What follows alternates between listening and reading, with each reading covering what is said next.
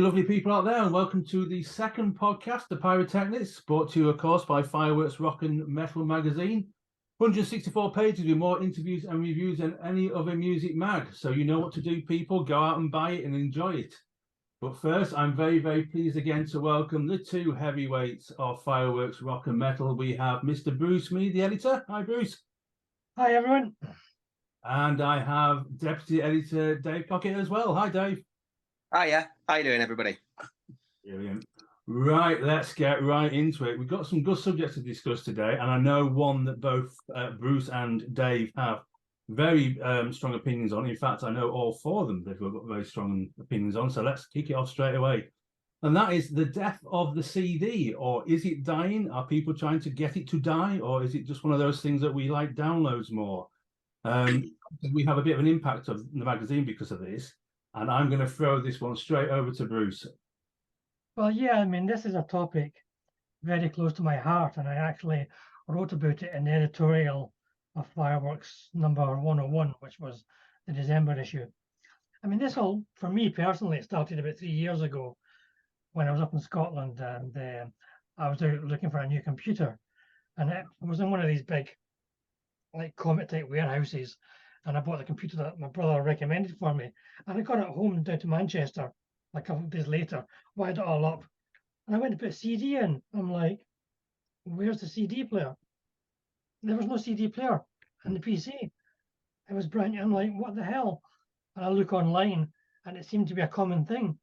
Like, new computers don't come with CD players. And I just didn't understand that, because all my programs, my videos, everything is all on CD. And then I found out new cars didn't come with CD players. And that's been on for years.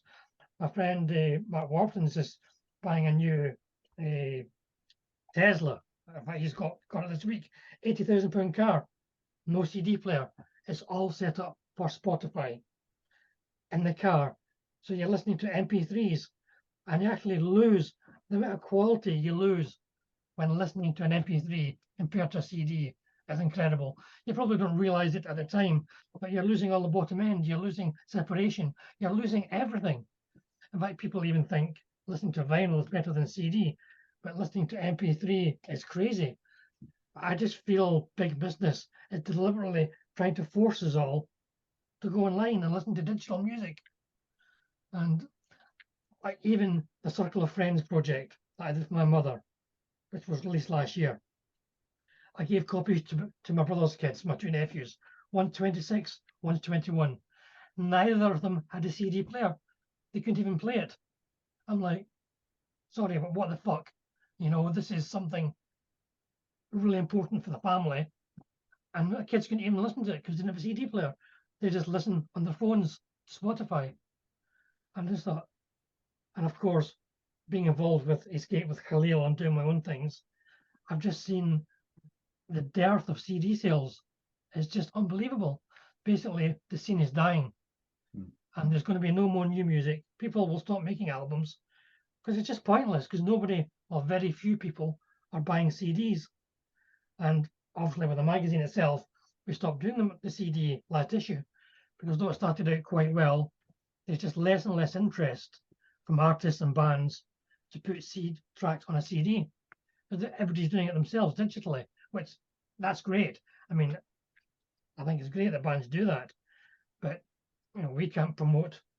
I guess we're going digitally with our magazine to help promote them, but it's just, I think it's just a game you can't win. It's a losing battle. Certainly seems that way. I must admit, my kids are exactly the same. Mine are 18 and 17, and they use Spotify like there's no tomorrow. You mentioned CDs to them, and they're just not interested.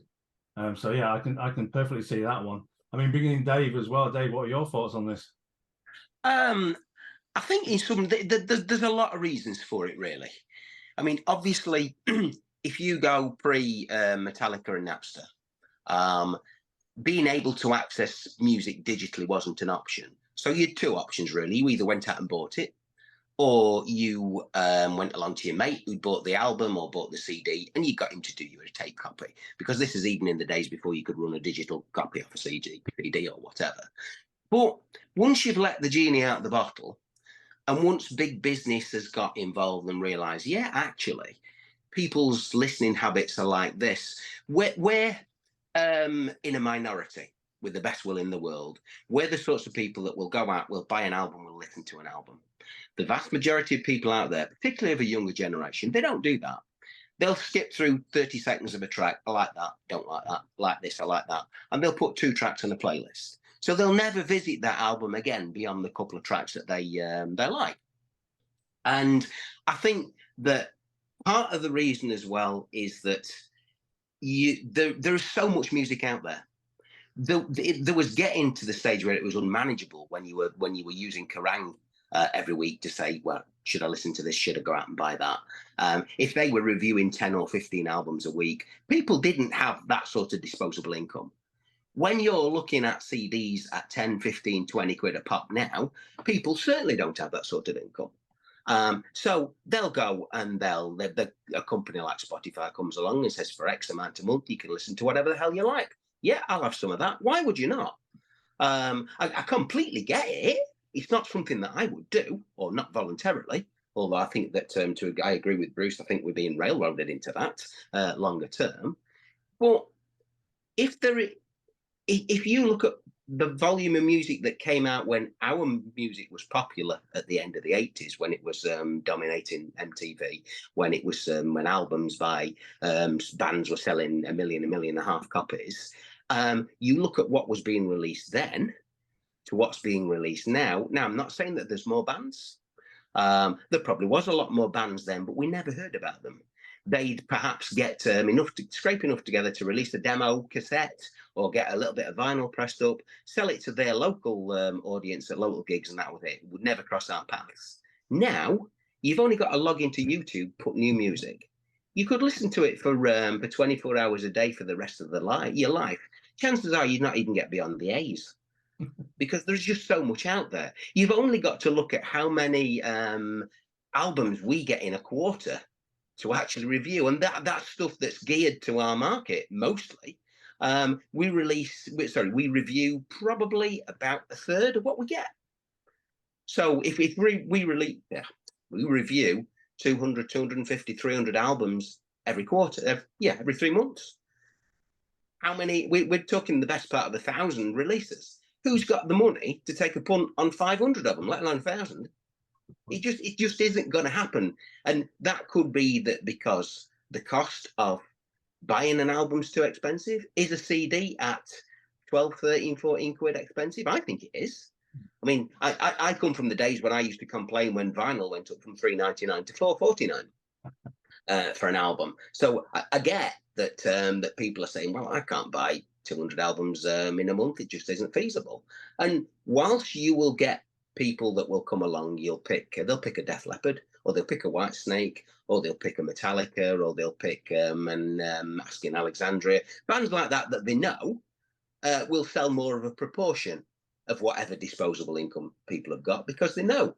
But if you've then got, okay, I can buy another CD and I've got 40 bands to pick from, chances are that then people, even if they all picked at random, is not going to pick the same band. So you're just going to get a lesser distribution across the whole piece. That's part of it. I know that the industry would have you believe that illegal downloads is what killed it. And whilst it hasn't helped, I remember the days when on the back of an LP, for example, you got the home taping is killing music. Don't record a copy of this for your mate. So, okay, get that, understand the legality of it. However, for somebody to come and say, we've sold one CD and we've had 1,000 illegal downloads, if you believe that means you've missed out on 1,000 sales, you're absolutely deluding yourself. Those 1,000 people would not have bought it. If you try and look at the upside of it, if 10 of those 1,000 people like what they've heard, one might actually go out and buy the album. The other 9 might actually come along to a show. Therefore, when you've got them in a show, it's more in your control. You can charge them to get in. You can sell them merch. So much as I hate to admit it, I think that music is actually becoming more of an add-on to something else. It's not the holy grail to this generation and won't be to subsequent generations that it was to us. So are CD sales done? They're definitely on the decline. Does the fact that LPs apparently outsold CDs for the first time last year, does that is that saying anything significant? No, not really, because we're not going to see an upsurge in vinyl markets. Firstly, because they're 30 quid a pop.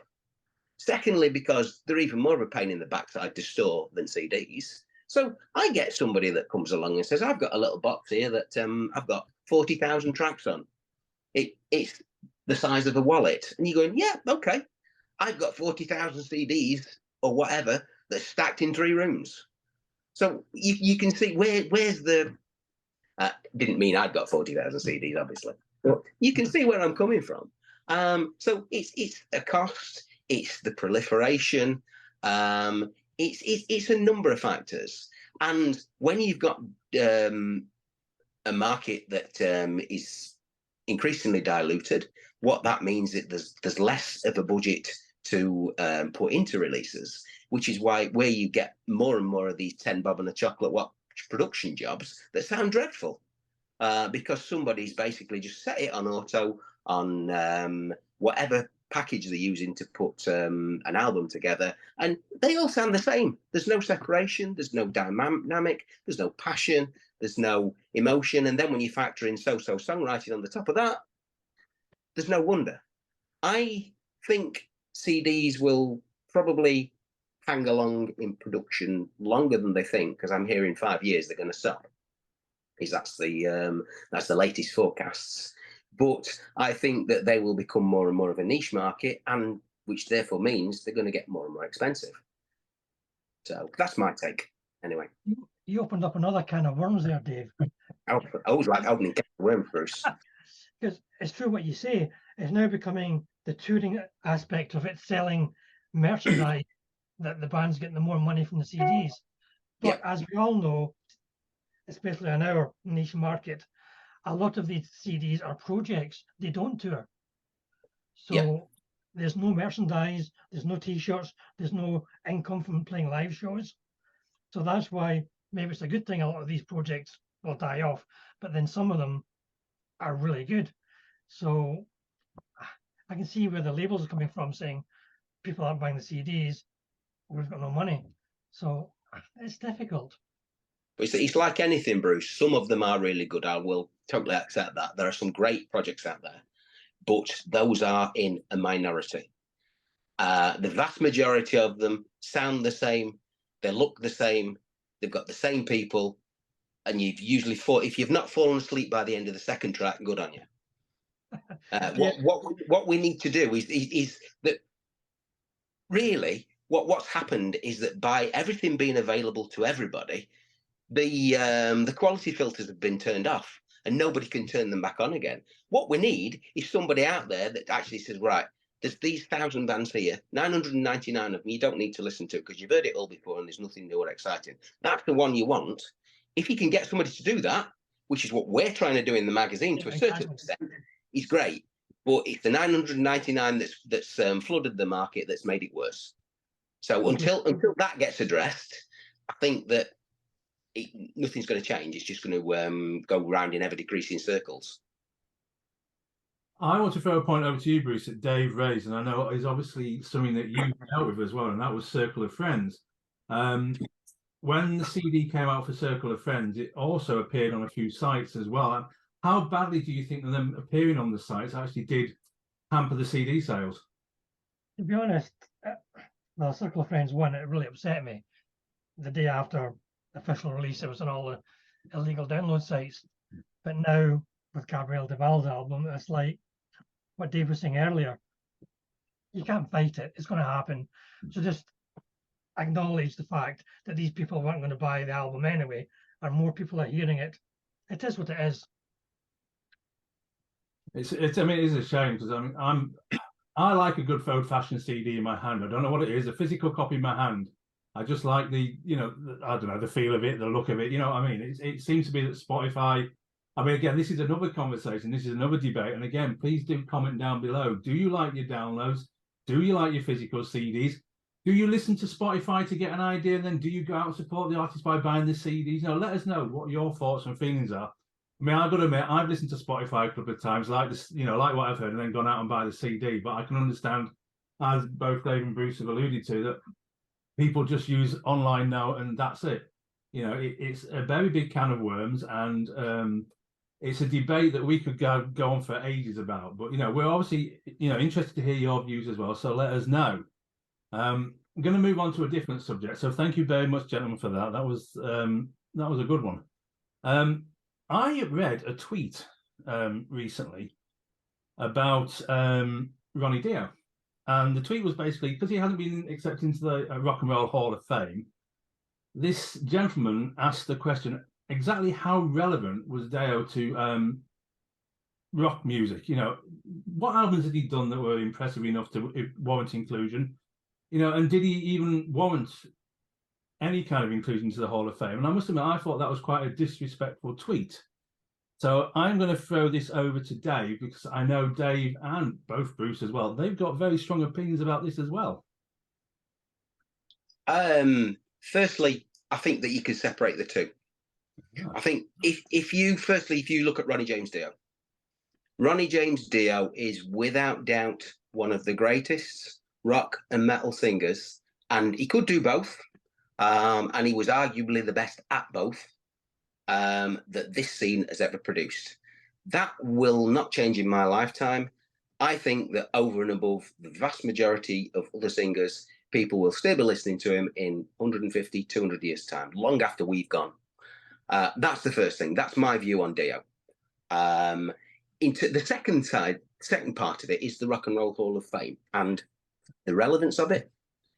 Firstly, apart from the people who put a lot of time and effort into something that doesn't mean a lot to very many people, is it relevant? Do we actually care? From my understanding was it took 20 years before, I think Black Sabbath were the first metal band that got inducted into it.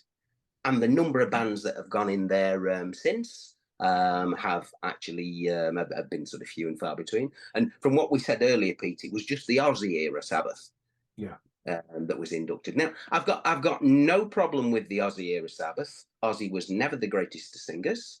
Ozzy was a front man, but what that band did, what they achieved, is they really defined what heavy metal was. If anybody came along and said, right, this is heavy metal, it was Sabbath. And I don't think you can take that away from them. So on the basis that we could say that they were the first to make it globally acceptable, yes, Black Sabbath should be in there. If we go beyond the Ozzy era Sabbath to the Dio era Sabbath, no question in my mind, Dio was far the better singer. The songs certainly on Heaven and Hell and Mob Rules are far better songs from my perspective.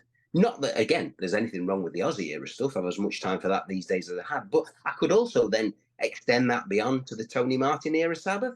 So what I'm driving at really is that Dio's inclusion or otherwise in an organization like the Rock and Roll Hall of Fame is kind of irrelevant, because most people who actually take store by what it say, will they be Sabbath fans?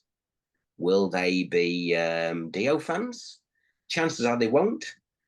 It's almost like, for example, if tomorrow Kanye West gets inducted, and I've no idea whether he has or not, would you and I give a toss? Would you and I go out and buy a Kanye West album or tickets? Chances are probably not. I know I certainly wouldn't. So I don't think it's the guy was coming at it from the wrong perspective. I don't think it's the relevance of Dio, because Dio within our scene is very relevant, and I can't imagine anybody would argue otherwise. If you look at even the stuff before before Rainbow. With Elf, he was making a name for himself. But you look at that run, certainly from the first Rainbow album that it was on, right the way through to at least Last in Line, album after album after album of fantastic stuff. Now, I know he didn't write it all, but he performed on it all. He was involved in the writing of most, if not all of it. So the guy had something special. And when you put that voice on top of that, it's instantly recognizable. You put me 100 singers on, chances are I won't be able to tell 99 of them apart. But one of them's Dio. I'll tell you it's Dio. And you can still hear the relevance of him in the bands that come through today, the bands that try to sound like Rainbow, the bands that try to sound like Sabbath, the singers that try to come along and sound like Dio. There is still such a relevance there, and I think that it's growing. So to say that the guy's not relevant to the scene, no, I think he's talking out his backside. Bruce, and you? Okay, I'm going to be succinct here because Dave said most of it, and I agree with every word. But you tell me any other singer in the history of rock that's sang with 3 different bands and recorded 3 seminal albums like Rainbow Rising, Black Sabbath, Heaven and Hell, and Dio Holy Diver. 3 absolutely genre classics, 3 different bands. I can't think of anyone else. And to go on to Dave's point about the Rock and Roll Hall of Fame, and I'm going to swear here because since about 10 years ago, I don't give a fuck about that. Ever since the Spice Girls got inducted 10 years ago before Deep Purple, I'm like, what the fuck is that about? Seriously, the Spice Girls who don't even write their songs, just dance about and sing before Deep Purple. Well, the Rock and Roll Hall of Fame. Oh, things stretching it a bit. Yeah. No, I absolutely agree with that. It's an irrelevant. It's a self-congratulatory, self-indulgent, almost like the Oscars. That we've got to be seen to be you've got to be seen to be on trend. And when you start to be something degenerates to that degree, it's pointless. Will it sell more albums for that artist? Doubt it. Will it put more bums on seats? Probably not. Therefore, what is its relevance? Other than it's a badge you can stick on to say, I've been inducted into the Rock and Roll Hall of Fame. Well, whoop-de-doo. Well, there you have it. I think we can safely say, yes, Ronnie James Dio, you are relevant, especially to our genre, and should certainly be in every single Hall of Fame going, rock and roll or otherwise. And as for the Spice Girls, we will draw a line under that. Let's go now to a new CD, actually, that Dave has heard, and he's quite happy with, the new Metallica one. Yeah. Now, there are very few events in the rock and metal world that could be classed as seismic in terms of shifting opinions. Part of that is because now most of it's in the background. It's not where it was front and center in the late 80s. But I think, to me, Maiden managed it 18 months ago with Senjutsu, and I know Bruce was not a fan. Fair enough. I loved it, still love it. But I think Metallica have just done the same thing with 72 Seasons. Now, when I first heard, was it Lux Eterna, I think was the first track that came out, I thought, hang on a minute, that sounds like old school Metallica. That sounds like Metallica before all the problems, when they were still young and hungry. And I thought that sounded promising. Next track that came out was a little bit more thrashier, a bit more towards the sort of first album. I thought, yeah, okay. Then they released the title track. And as soon as that clicked in, I thought, wow, Master of Puppets. And I got the album last week. I've listened to it a few times. And I have to say that there's not a duff track in sight. It's certainly the best thing, to me, Metallica have done since Load. It's probably the best thing they've done since the Black Album. It sounds good again. The production's great. The songs are intelligently structured. There are fast bits, there are slow bits. The lyrics, certainly some of them are quite insightful into the journey that they've had, particularly James with the problems that he's been having. And there are people that would say that they bottomed out with Santanga, and I think that that's probably true. It's pretty much unlistenable as an album. I don't think I've taken it off the shelf since the first time I put it through, and I've got no desire to revisit it any time again soon. I think that they turned a bit of a corner with Death Magnetic. It was flawed. It had some good tracks. It had some good ideas. It had some, yeah, we've heard all that before. This is nothing new about it as well. It got better with Hardwired. but I think that this new one is 10 times better. As I say, the songs are all they're all in your face. They're all Metallica, whether they're running along at 1,000 miles an hour or whether it's that sort of slow, chuggy stuff that they really they nail with the likes of Fade to Black. It is back in that sort of ball court once again. So I just think what they've done has surprised and amazed me. And whilst they're not going to get back to the stage where they were in the 80s when certainly when Master of Puppets came out, I think that this is as close as they're now going to get. And if they continue in this vein, absolutely brilliant. I love it. High praise indeed from our deputy editor. So I think that's a case of go out and buy it, people. If you like Metallica, it sounds like they're getting back to how they were before. Bruce, have you heard this one? No, I'm not a big Metallica fan, to be honest. There we go. That one stops that one. Right. We'll move on to Bruce's choice of CD as well, because I know that this is a little bit of a sneak preview for all you people out there. So I'll hand you over to Bruce. Yeah, this hasn't been released yet. It's coming out in July. It's the new solo album by Steve Overland of FM. The album's going to be titled Sixth because it's his 6th solo album, and he's done it together with Robert Sal from Work of Art. They've written all the songs together, and to be honest, it's just wonderful. Myself, like many others in the scene, loved the first FM album, Indiscreet. Loved the second album, Tough It Out. But then after that, Aphrodisiac, Dead Men's Shoes, they started becoming more bluesy. And to be honest, I kind of lost interest. You know, still love the first 2 albums. And when I heard this album, I've only heard it once in Khalil's car.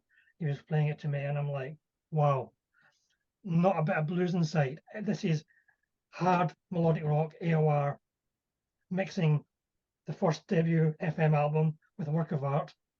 It's crunchy in places. Steve sings brilliantly. Robert's amazing on guitar and keyboards. And it could be Indiscreet too. It's that good. Wow. And I just can't wait for all the FM fans who, like me, have been waiting for Steve to do something as good as his first 2 albums. And that's like 20 years, 30 years ago. So it's about time.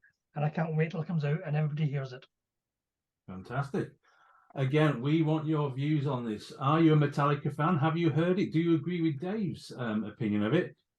Do you not? Let us know. FM fans and Steve Overland fans as well. What do you think about the new album that's coming out? Are you excited by it? You know, drop us a comment. Let us know. I personally just want to mention one as well that's really caught my ear. In fact, there's been a couple, but the one I want to mention is the new Delain one. Dark Waters with the new singer. I'm getting the thumbs up from Dave there, so he obviously likes it as well. But I think Diana Lee has fitted in perfectly. I mean, I know there's a lot of issues around, obviously, would Delain continue when Charlotte Vessel's left, but she seems to have stepped in and done very well. So I would say give that one a listen as well. Dave, your opinions on it? I was surprised at how good it was. I think that they've jumped from one album to the next and they've not missed a beat. I'm not diminishing what the previous band put into it, and certainly not what Charlotte put into it. But she stepped into some very big shoes, has Diana, and she's done an amazing job. She's got some great songs, and yeah, it was one of the best albums of its type that I've heard for a long time. What about you, Bruce? Have you heard this one? I haven't heard it. And that kills that one as well. Then. Doing well here. Absolutely brilliant. So, Death of CDs, Metallica, Delain, Steve Overland, and Ronnie Dio. There's been a lot of subjects covered here. We want your opinions, people. So give us them. You know, let us know what you think. It's a debate. It's a podcast. Let's get some discussion going. Again, gentlemen, it has been an absolute pleasure to talk to you. We're hoping to do this again next week. It might be some new faces next week. It might not be. It's going to be a surprise. But for me, your host, Pete Arnett, it's a goodbye from me, and I shall let Dave and Bruce say their goodbyes as well. Thanks, everybody. Thanks for listening, and hope you guys get involved. Yeah. Yes, to echo that, thanks everybody for listening. And Fireworks 102 is out there now. Go around to WH Smith and grab yourself a copy. If they don't have any, ask them why, ask them to get some more. Indeed. And if they don't have any, you can also actually order it online, www.fireworksmagazine.com, or you can go to the sister site as well, which is www.fireworks. It's not fireworks, though. It's firescapeofficial.com. Oh, blimey, so many websites to remember. They're all things to be left down below. So, have a look. But like Dave says, it's in WH Smith. Bruce has very kindly let us go into twice the amount of WH Smiths as well. So more choice for you. Online as well. You can have it as a digital download. You can have it as a hard copy. Whatever you want will be there. But buy it. Enjoy it. It's a really good magazine. We're biased, of course. But, it's one of the best ones out there for rock and metal. So go with it. Until next time, everybody, keep safe. Enjoy the music you listen to and take care.